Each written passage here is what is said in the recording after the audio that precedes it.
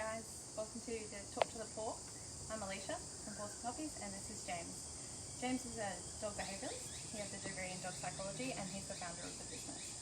Today we're going to be talking a bit about the difference between behavioural training and obedience training and what you should be doing for your dog at what stage. So basically, to understand correctly, we need to know exactly what behaviour training is and obedience training, what it means to the dog and what it means to the dog owners. So first, I'm going to go over obedience training. So obedience training is basically that, a dog obeying a command. So it could be something visual, like hand gestures or a flashing light, some kind of movement. Could be sound-based, like a voice command, a sound, clapping hand, clickers, bells, anything like that.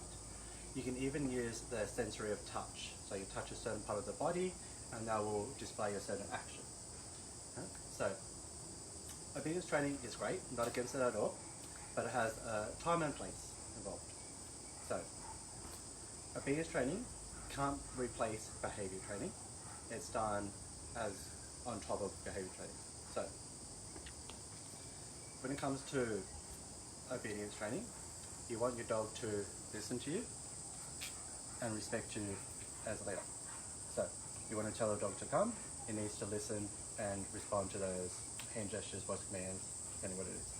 But there are certain situations where, like if your dog loses its hearing, loses its eyesight, both, or was unfortunate enough to be born without eyesight, hearing, things like that. So that means when the person giving the commands leaves, the dog thinks it's on its own, do what it wants. Just like in a classroom situation where the teacher leaves the room, students think we're on our own, run amok. You know, dust is going flying, chairs going flying, teacher returns, kids are like, oh, we've been good the whole time. Even though there's been evidence they've shown levels of stress and so forth. So we need to teach them, the ideally is behavioural training, right? So that is them knowing what to do when they're totally alone, how to do it, why they're doing it, and be confident to do it.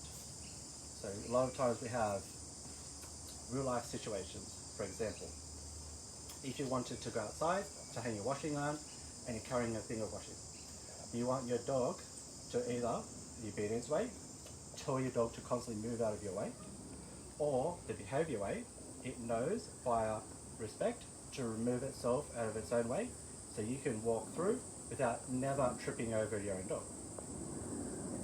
Another example, you'd be bringing shopping in from the car. You're trying to open the door and kick your dog out of the way. As you're putting your washing, the dog's jumping up on you, things like that. You're constantly telling it to sit, give it space. Or your dog knows to always give you respect of space, allow you to enter your own home, doesn't matter what you're carrying, and wait until your dog is invited into your space. So a lot of times people just want obedience training because that's what they think or that's what they're being told. So if your dog is always naturally calm, respectful, doesn't have any triggers, then obedience training is ideal. But if your dog isn't naturally calm and does have triggers or response to triggers, then behaviour training needs to be done. Because if you just put behaviour training in place, it just goes out the window. Because they think, if you're not here, I do what I want. So therefore, a lot of times that thought can override their mind even when the person's at home. And the dog thinks, and the dog's like selective hearing. Sometimes I'll listen to you, sometimes I won't. Sometimes I'll listen to you when it's a benefit to me, sometimes I won't, just to cause a frustration and a reaction out of the dog owner. So all you want to do is always go over behaviour training first, even if people believe it's not needed, because it's always a good idea for the people, the dog's owners, to have an understanding and realise the signals they are actually sending towards the dogs. So that way they can never send the wrong signal, they can't send any like mixed messages to confuse the dog's mind. And also if they have multiple dogs, the other dogs learn what is actually happening within the pack of the dogs. So they'll copy and mirror for the other dog's learning. That dog shows respect to the owner and gets something positive out of it. That means I'm going to show respect to the owner and get positive out of it too. And they learn that together as a pack, they're going to be calm and respectful for the dog owner and still get the same rewards that they need in life. So when is the ideal time to start obedience training or behavioural training? Well, it's never too late. Doesn't matter how bad you believe your dog is, it's never too late. No such thing as an old dog can't be taught new tricks. So obviously prevention is always better than a cure. So teaching them from a puppy is always best. And just because they're a puppy doesn't mean they're going to be perfect. A lot of times we can get puppies that come through a bad situation where the parents have issues and they put those issues onto the puppies. So the puppies do have a little bit of underlying behavior issues. So you do want to go through that for a puppy to prevent anything developing more further along in life. If the dog is older, like a senior dog, it can easily be helped, but it does take a little bit longer because they can be set in their ways. But it's never impossible to do so, no matter what people have been told or what they believe themselves. They can easily be taken care of as long as we do the right steps, send the right messages, and take care of all of the sensory that the dogs bring in for information. There's a sense of hearing, eyesight, sense of smell, physical touch.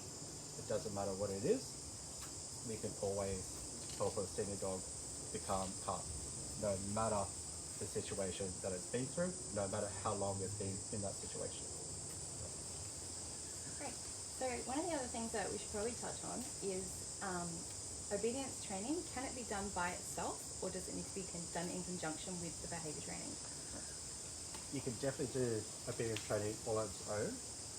Even if the dog does require behavioural training, it just means that it will take a bit longer to get it over, because the dog's mind is having that little internal battle of its urges overriding what it feels like it needs to do to listen to the owner. So it can take a bit longer. In certain cases, it can take a lot longer because the behavioural side is so high in their mind that the obedience side, it takes a lot of time to get that through. That's all. One of the most common questions we get asked is how to build a strong recall with a dog. So that's obedience, but a lot of times there's a behavioural impact behind it. Can you tell us a bit more about that? Sure. So to get a good dog to come into you, first it needs to trust you and see it as a benefit of coming into your space. So you need to always reward all the sensory. So all the sensories are being rewarded, the eyesight, hearing, sense of smell, touch, everything. So there's never any doubt or they're never apprehensive in coming into your space. So what you want to do is teach them the behavior side first, because just like a human being, if you have, like in a job world, if you had a boss that showed you respect and a boss that didn't show you respect, you're going to do more for the one that shows you respect. And that's same with in the dog world. So if you teach them that coming into your space is awesome, they're going to come through no matter what. Doesn't matter this environment they're in, doesn't matter the situation, the enticements, the distractions, doesn't matter at all. They're always going to come into your space.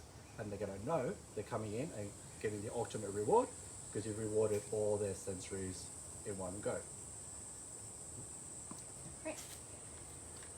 So if you have any questions or you want to get in touch to clarify anything that we've spoken about today, feel free to jump on our socials at Pawsome Puppies or on our website, pawsomepuppies.com.au. We have an inquiry form where you can give us a call anytime. We're happy to discuss any of your dog-related needs and answer any questions that you have. Yeah. Thanks, guys.